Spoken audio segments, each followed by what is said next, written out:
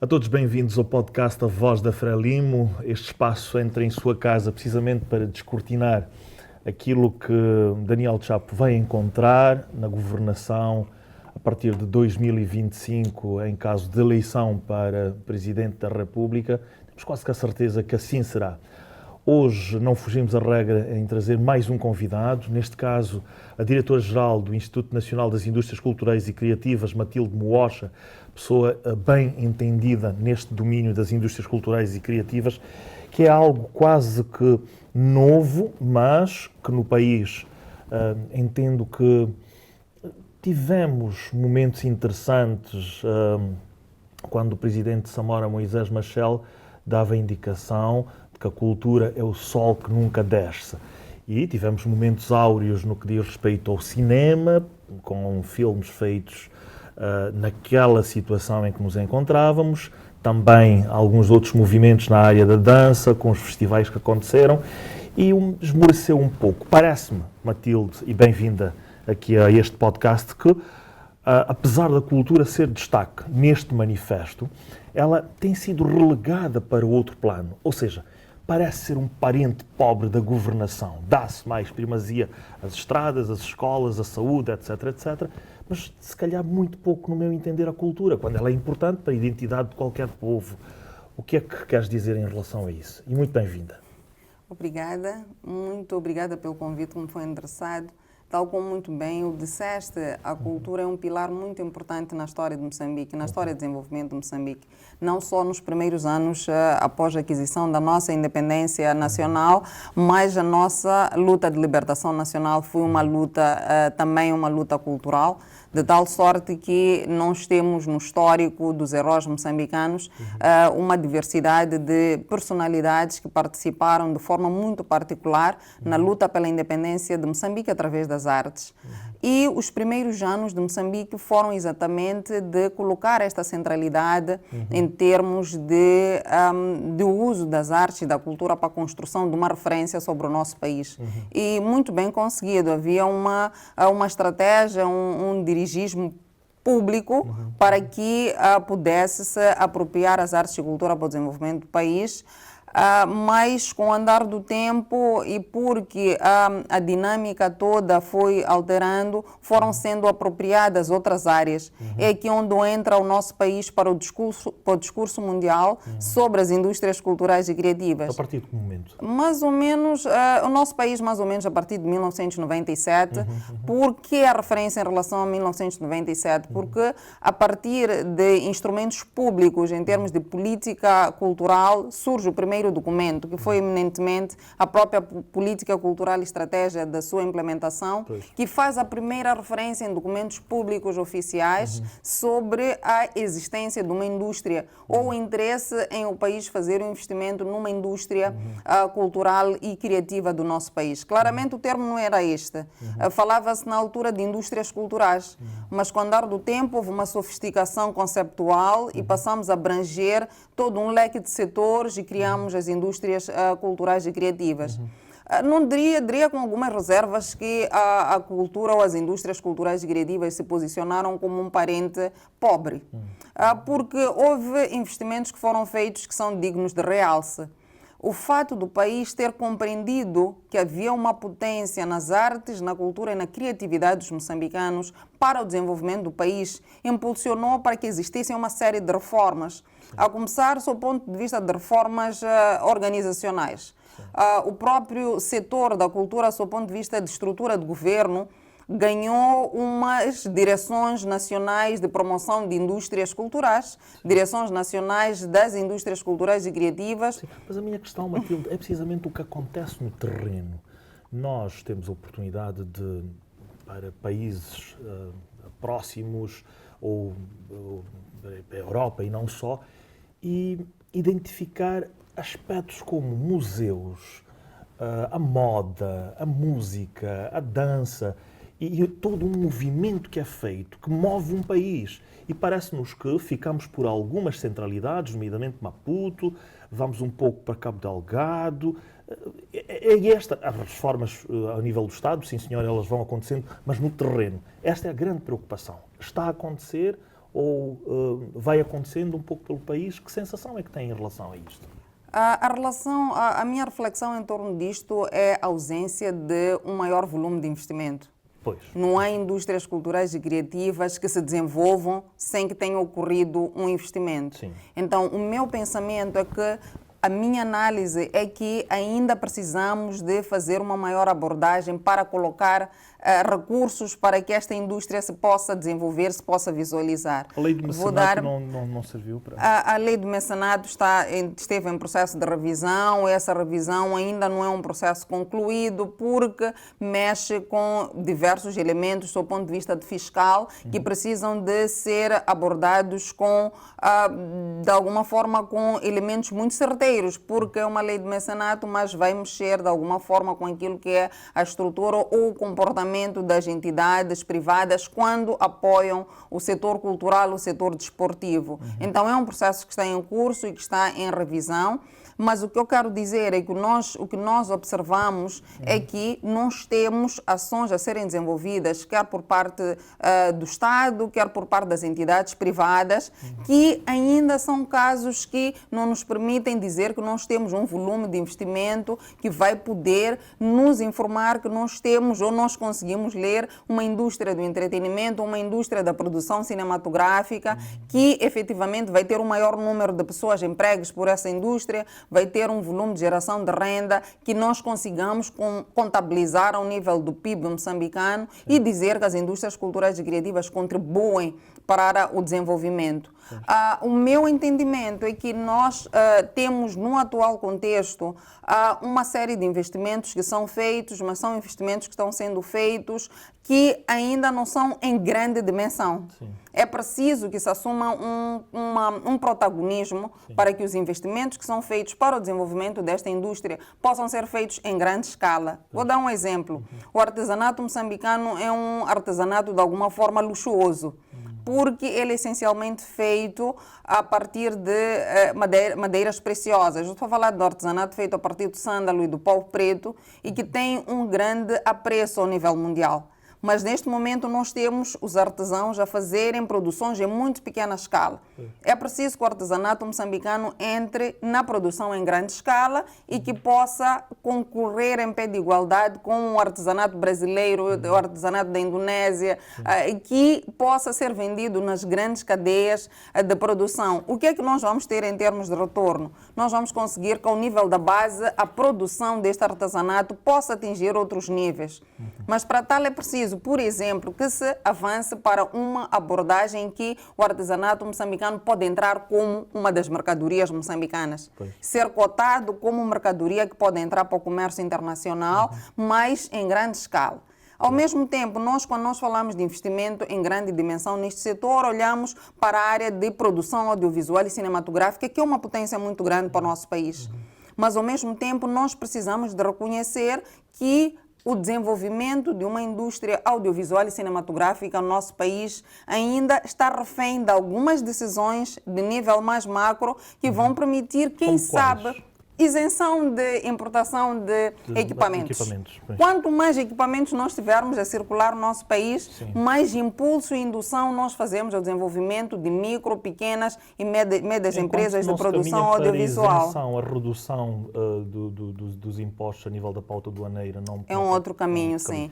Há alguns avanços que foram feitos nessa matéria que permitiram que alguns artigos pudessem beneficiar de isenção, não isenção, mas de redução das taxas na sua importação e que, de alguma forma, vai permitindo que haja esta circulação, este incremento dos meios de produção. Porque, enquanto nós falamos de insumos agrícolas, de tratores e de outros equipamentos, quando nós olhamos para os elementos que entram na produção artística e criativa moçambicana, temos instrumentos de trabalho, aquilo que é necessário em termos de equipamento, que não é de fácil aquisição. É um tipo de equipamento de trabalho que ele tem um nível de investimento extremamente elevado. E não produzimos localmente. E nós não produzimos localmente.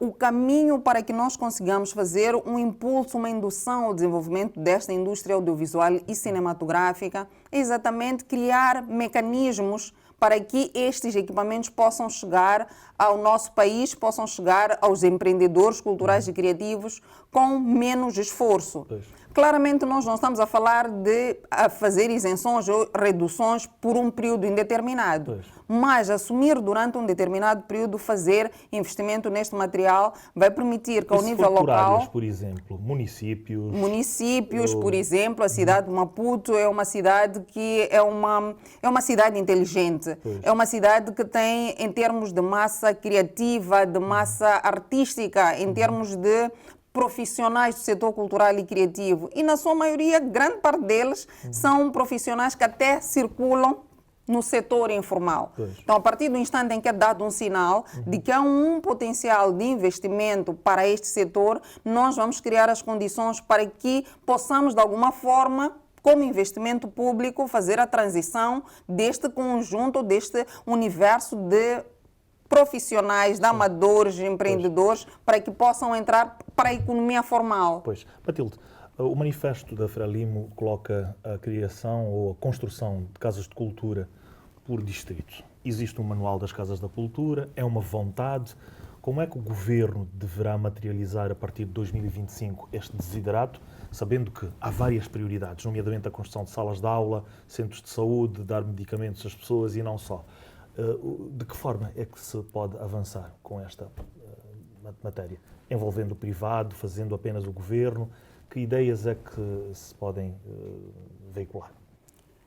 Tem um elemento que eu tenho estado a acompanhar ao nível das várias comunicações que são feitas pelo candidato sobre a necessidade de resgate moral, ético e de, no final do dia, do melhor que existe em termos de formas de ser, estar e comportar-se dos moçambicanos.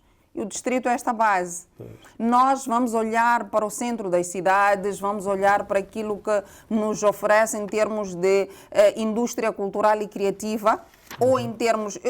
Eu tenho estado muito a olhar para a indústria cultural e criativa como a base para o desenvolvimento. Por que é que eu digo isto? Porque é o espaço da afirmação individual, da afirmação coletiva ao nível da criatividade e da inovação. Então, a partir do instante em que nós assumimos o investimento, e volto à questão do investimento, a cultura não se apoia. As indústrias culturais e criativas não são para serem apoiadas, é para nós fazermos investimento, porque tem um retorno certeiro. Tem um retorno certeiro porque, ao nível da comunidade, nós temos aquilo que de mais genuíno pode existir para alimentar a criatividade dos indivíduos. Vou trazer aqui um exemplo. Existem umas mulheres em Palma que fazem uma esteira, que é uma esteira única. Conheces? Colorida, cheia de vida. Sim. E vamos imaginar o seguinte cenário, em que se nós colocamos um fundo de investimento para a casa distrital que exista naquela região para a valorização dos conhecimentos, dos saberes endógenos daquela comunidade, hoje nós estamos a falar daquelas mulheres que provavelmente elas possam produzir... Quem é que faz? Estado. Tem que investir. Tem que investir, tem que criar mecanismos de facilitação para intervenientes do setor privado e garantir que esta mercadoria que vai sair de Moçambique ou vai sair do distrito possa ser cotada como mercadoria. Ou seja, turismo não, desculpa, cultura é business. É business. Muito bem. É business, mas não vamos esquecer desta componente de que é um business que nós precisamos de alimentá-lo ao nível da base para a valorização das formas de saber, compreender-se da comunidade, para que mais tarde nós consigamos ter este business ativado. Uma das áreas, as indústrias culturais e criativas encerram várias áreas, DJs, fotógrafos, músicos e não só. Os músicos são exatamente aquela classe que se calhar mais tem tido, não diria reclamações, o termo não é necessariamente esse, mas preocupações. E o governo é sempre apontado para fazer mais algo. Qual é a sua percepção em relação a esta classe, muito em particular, e depois a questão da competitividade musical de Moçambique em relação aos PALOP, em relação ao mundo, e por último, à aculturação. Nós estamos a importar mais do que fazer os nossos estilos sobressaírem, passarem pelas rádios, pelas discotecas, pelos casamentos e não só. Gostava que dissesse um pouco de tudo sobre esta área em particular. Se me fizesse a mesma pergunta há uns 3 meses atrás, a minha resposta seria completamente diferente. E agora eu posso responder a partir de um outro prisma, porque Moçambique regulamentou, aprovou em sede do Conselho de Ministros, há menos de 3 meses, de 2 meses, na verdade, o regulamento da Lei dos Direitos de Autor e Direitos Conexos, como a peça-chave, porque garante a monetização do direito de cópia. O que é que significa isso? Isto significa que a partir do instante em que nós temos esse instrumento no nosso país, a circulação e a utilização das obras musicais no nosso território, ela é plausível de gerar rendimentos para os detentores destas obras. Significa que a música que nós ouvimos no corredor do shopping, que ela toca como ambiente sonoro, ouvimos nas festas, ouvimos em qualquer outro lugar, ouvimos na rádio, ouvimos em qualquer outros lugares, ela é plausível de ser monetizada e de garantir o pagamento pelos direitos de utilização. Que mecanismos de controle é que nós encontramos? Aí entra a sociedade civil, entra o setor privado. Ao nível da sociedade civil é preciso que existam operativas, atuantes, sociedades de gestão coletiva dos direitos de cópia. Estou a falar de entidades similares à SOMAS. E a grande inovação que este regulamento da Lei dos Direitos do Autor traz é que abre o mercado, abre o espaço para que as sociedades de gestão coletiva dos direitos autorais não exista apenas uma sociedade de gestão coletiva de direitos autorais. Podem ser várias. Então, ao multiplicar o princípio de que outros moçambicanos podem investir em sociedades de gestão coletiva, abre-se espaço para que existam mais entidades que possam fazer a coleta. Outro espaço, há um espaço muito importante que não tem sido muito discutido e não tem sido muito trazido ao de cima, que é a parte da assessoria legal para o controle ou para a penalização da utilização não autorizada das obras, da utilização indevida. Então, isto abre espaço para que possam ser maximizadas as possibilidades de geração de renda para os detentores das obras. Mas tem um outro aspecto, que esse aspecto está mais ligado do lado do detentor da obra, que é a transmissão por streaming. Hoje em dia, a transmissão por streaming, nós já não discutimos a pirataria. Nós discutimos a possibilidade de colocação dos produtos musicais num espaço em que eles possam ser utilizados em grande dimensão, em massa, e por conseguinte gerar direitos por utilização para os detentores destas obras. Há quem defende que o setor da cultura, estando no turismo, fica, se calhar, meio ofuscado. Entende que deverá, por exemplo, haver alguma separação do setor, como já aconteceu em outros tempos, era educação e cultura, por exemplo, estava ligado à educação, para que se dê primazia às indústrias culturais e criativas, e parece-me que acontece em outras paragens ou outros países. Será isso um fator a discutir na próxima governação, no próximo ciclo? A cultura tem um aspecto bastante particular, que é o seu caráter multifacetado. Pois. Então é a fórmula que tem que ser feita a funcionar. Não é necessariamente a combinação. Muito já foi defendido, já apareceram evidências ao nível mundial, estudos que mostram os frutos ou os resultados da combinação educação e cultura. Já foram feitos vários estudos que mostram os resultados da combinação cultura e juventude, ou da existência da cultura como o setor por si. Mas temos também a combinação cultura e turismo. Eu vou voltar um pouco ao manifesto do candidato, quando refere-se à necessidade de valorização da cultura, no sentido de ser útil para alimentar a oferta turística nacional. A questão do turismo cultural. Exatamente, a questão do turismo cultural. Existem países que não têm nenhum dos recursos que nós temos sob o ponto de vista de praia, vida selvagem, e o turismo é essencialmente um turismo cultural. Pois. Então a minha abordagem, qualquer que seja das fórmulas, é a fórmula que tem que ser colocada a funcionar. Então esta é uma fórmula de... A cultura ela é multissetorial, é multifacetada, que é preciso que se façam investimentos para que efetivamente qualquer das fórmulas que for adotada, ela funcione. mas claramente nós temos a compreensão sobre as indústrias culturais e criativas que ganham uma dimensão no sentido de precisar de desenvolver e subsistir num ambiente que tem ferramentas próprias. Muito bem. Estou a falar em termos de investimento econômico, fazer linguagem, aplicação das fórmulas do domínio da economia para que esta indústria cultural e criativa possa efetivamente ser compreendida como negócio e possa gerar rendimentos para o país. Nós gostaríamos de ter muito mais tempo para conversar, para discutir sobre estas matérias que são muito importantes para o nosso país. Certamente teremos muito mais ocasiões. Eu queria agradecer a vossa presença aqui no podcast A Voz da Frelimo, neste período da campanha eleitoral. Vamos trabalhar. Muito obrigado. Obrigada. Obrigado.